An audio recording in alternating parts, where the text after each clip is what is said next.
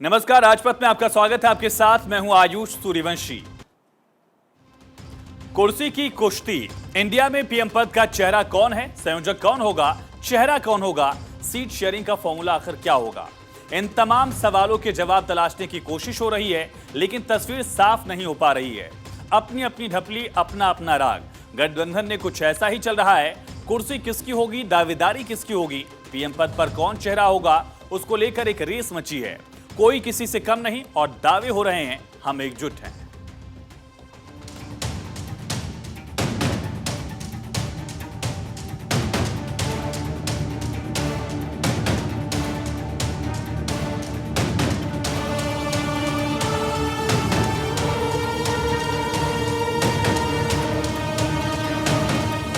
Bharatiya Janata party का कहना है कि इंडिया गठबंधन में म्यूजिकल चेयर का गेम चल रहा है। यहाँ हर कोई प्रधानमंत्री पद का दावेदार है। कुर्सी के लिए कुश्ती छिड़ी हुई है। अपने अपने नेता को सब पीएम पद का चेहरा बता रहे हैं और दावे हैं कि हम एकजुट हैं। पीएम का चेहरा अखबारों में छपा हुआ है, कयास। कोई कहे राहुल, कोई कहे नीतीश, कोई कहे ममता, और आम आदमी पार्टी वाले तो सुबह से ही अरविंद सोशल मीडिया में चला ही रहे हैं। वो क्या चेहरे भी लगाए हैं उन्होंने।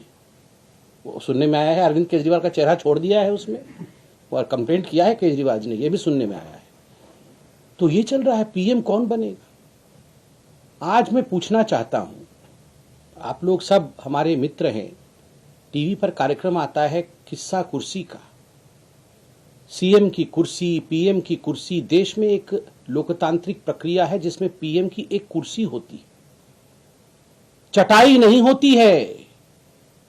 पीएम की कुर्सी पर कौन बैठेगा, यहां पर तो चटाई का नौबत है कि हम सब बैठेंगे। एक कोने पर राहुल गांधी बैठेंगे, एक कोने पे लेनिन बैठेंगे, तो एक कोने पे ममता जी बैठेंगी, चौथे कोने पे नीतीश जी बैठेंगे, बीच में अरविंद केजरीवाल जी बैठेंगे। देश ऐसी अस्थिरता की हालत में चल सकती है क्या?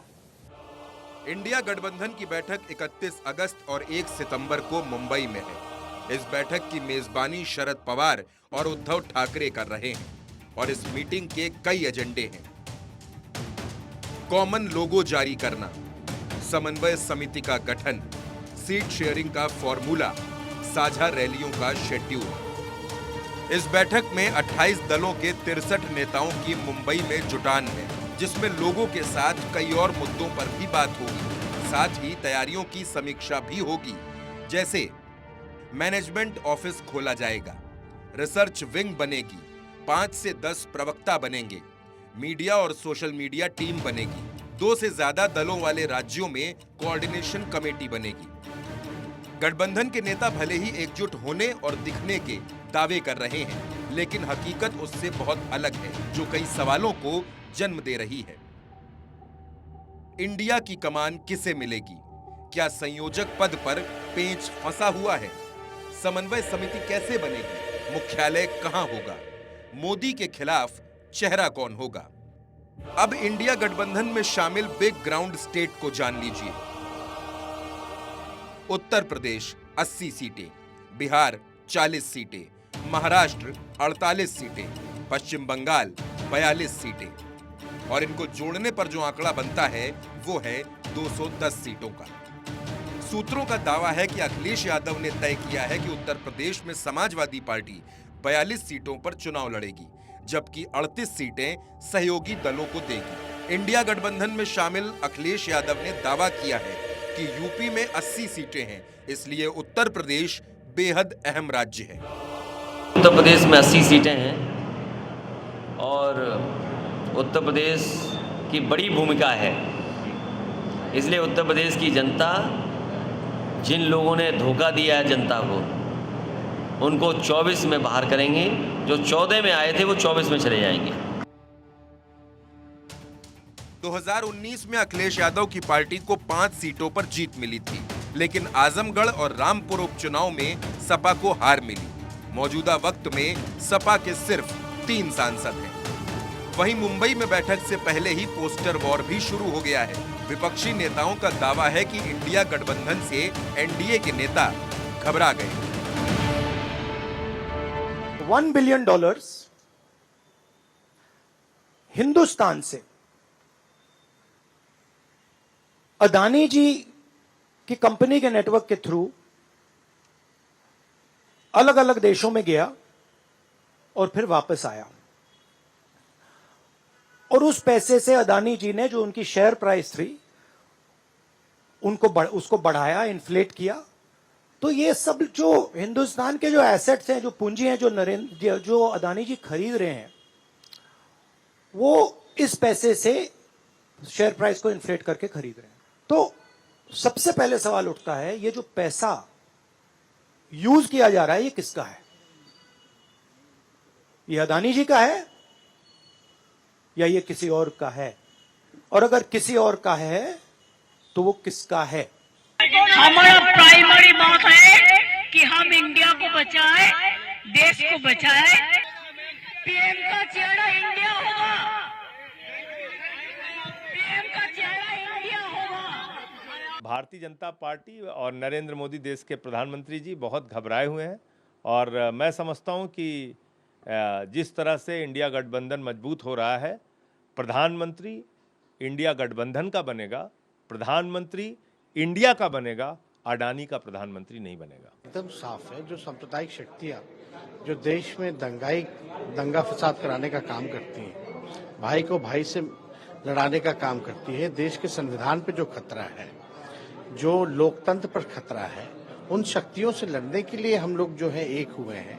और कैसे मिलकर के जो आने वाला जो चुनाव है, क्योंकि जनता की मांग पर, और जनता ये चाहती थी देश की कि हम लोग जो है ये गठबंधन बनाने का काम करें। तो ये बैठक इस बार मुंबई में है, पहली बैठक हमारी पटना में थी, फिर बेंगलुरु में थी। हर एक बैठक में अगर आप देखें, हर एक मीटिंग में देखें, तो सारे लोग हमारे साथ जुड़ रहे हैं, आगे आ रहे हैं। हमारी लड़ाई तानाशाही के खिलाफ है, हमारी लड़ाई जो संविधान बदलना चाहते हैं देश के, उसके खिलाफ है। लोग साथ में आ रहे हैं, लोग इकट्ठा आ रहे हैं, और देश में बदलाव होगा, ये हमें पूरी तरह से यकीन है। विपक्षी दलों के इस गठबंधन का नेता कौन होगा, चेहरा कौन होगा, संयोजक कौन होगा, ये तमाम सवाल हैं। तो विपक्षी नेताओं का दावा है कि कहीं कोई विरोध है ही नहीं, हम सब एकजुट होकर 2024 का चुनाव लड़ेंगे। हालांकि देखना होगा कि 1 सितंबर की बैठक के बाद तस्वीर कितनी साफ होती है। Bureau report, Bharat 24। तो तमाम सवालों और संभावनाओं के बीच ये बैठक बेहद अहम मानी जा रही है, और सीधा रुख करेंगे मुंबई का। हमारे साथ हमारी सहयोगी प्रिया सिन्हा लाइव कनेक्ट हो गई हैं। प्रिया, क्या वहां पर हो रहा है, आज का एजेंडा क्या है, कौन कौन से लोग पहुंच चुके हैं? आयुष, देखिए, आज के इस मीटिंग में शामिल होने के लिए जो तमाम चेहरे हैं, तमाम जो बड़े फेस है, 28 दलों के 63 नेता, वो इस वक्त इसी होटल में मौजूद हैं, ग्रैंड हयात ये होटल। और यहाँ पर इस वक्त हम आपको ये बता दें कि आज के दिन कोई फॉर्मल कार्यक्रम नहीं होने वाला है। आज बस इतना खास है कि डिनर डिप्लोमेसी, क्योंकि अक्सर हम और आप सुनते हैं कि डिनर डिप्लोमेसी के बहुत मायने होते हैं, तो आज बस एक डिनर का आयोजन होगा। और ये जो डिनर है, इसकी मेज़बानी कर रहे हैं शिवसेना UBT, यानी कि उद्धव ठाकरे। इस वक्त वो खुद इस होटल में मौजूद हैं, और जो भी INDIA ब्लॉक के तमाम जो बड़े चेहरे हैं, तमाम जो बड़े नेता हैं, वो यहाँ पर पहुंच चुके हैं। सुबह से तमाम नेताओं के पहुंचने का सिलसिला जारी था। हालांकि बीच में ये भी कयास लगाए जा रहे थे। क्या कोई नया नेता भी पहुंचा इस डिनर में? देखिए आयुष, इसको लेकर के, क्योंकि पहले हम देख रहे थे, क्योंकि इससे पहले जो बेंगलुरु में मीटिंग हुई थी तब 26 दल पहुंचे थे, और ये जो मीटिंग हुई है इसमें 2 और दल जुड़े हैं। हालांकि ये दोनों दल हैं वो बहुत छोटे हैं। यहाँ महाराष्ट्र की बात करें तो महाराष्ट्र के एक हिस्से में बस इनका जनाधार है, लेकिन उतने बड़े लेवल पर नहीं है। तो इससे में सवाल ये भी उठता है कि क्या यहाँ पर क्वान्टिटी ओवर क्वालिटी है, क्योंकि देखिए यहाँ पर कई इस गठबंधन में आप देखेंगे, और अगर आप इसके प्रारूप को देखें, जिस तरीके से लगातार इसका कुनबा बढ़ रहा है, कई ऐसे भी दल हैं जिनका जो जनाधार है वो बहुत कम है। महाराष्ट्र की जो क्षेत्रीय पार्टी है वो इसमें जुड़ती हुई यहाँ पर नजर आ रही है, और वो जो चेहरे हैं वो यहाँ पर पहुंचे, इस होटल में मौजूद हैं। लेकिन कल का दिन, जैसा कि आयुष आपने कहा कि कल का दिन बहुत अहम होगा, कई महत्वपूर्ण जो फैसले हैं वो कल ही के दिन होने हैं। तमाम जानकारी के लिए, इन तथ्यों से रूबरू कराने के लिए प्रिया, आपका बहुत शुक्रिया।